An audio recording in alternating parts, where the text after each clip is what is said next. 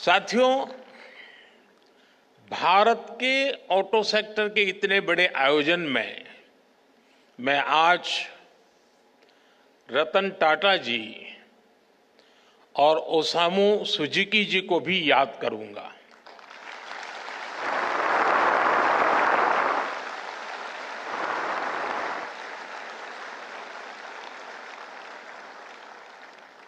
भारत के auto sector की growth में मिडिल क्लास के सपने को पूरा करने में इन दोनों महानुभावों का बहुत बड़ा योगदान रहा है।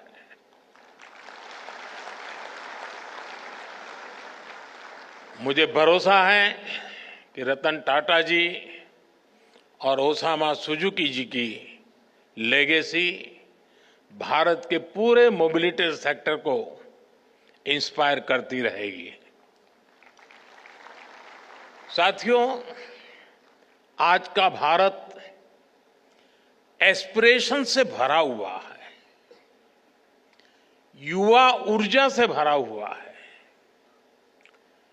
यही एस्पिरेशंस हमें भारत की ऑटोमोटिव इंडस्ट्री में दिखाई देती हैं। बीते साल में भारत की ऑटो इंडस्ट्री करीब 12% की ग्रोथ से आगे बढ़ी है। Make in India, make for the world के मंत्र पर चलते हुए अब एक्सपोर्ट भी बढ़ रहा है। इतनी तो दुनिया के कई देशों की पॉपुलेशन नहीं है जितनी हर साल भारत में गाड़ियां बिक रही हैं। एक साल में करीब 2.5 करोड़ गाड़ियां बिकना ये दिखाता है कि भारत में डिमांड लगातार कैसे बढ़ रही है। ये दिखाता है कि जब मोबिलिटी के फ्यूचर की बात आती है तो भारत को क्यों इतनी उम्मीदों के साथ देखा जा रहा है। साथियों, भारत आज दुनिया की 5वीं बड़ी इकोनॉमी है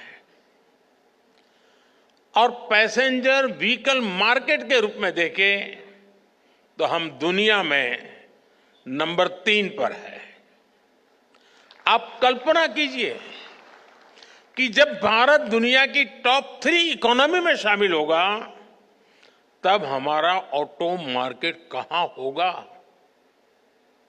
विकसित भारत की यात्रा मोबिलिटी सेक्टर के भी अभूतपूर्व ट्रांसफॉर्मेशन की कई गुना विस्तार की यात्रा होने वाली है।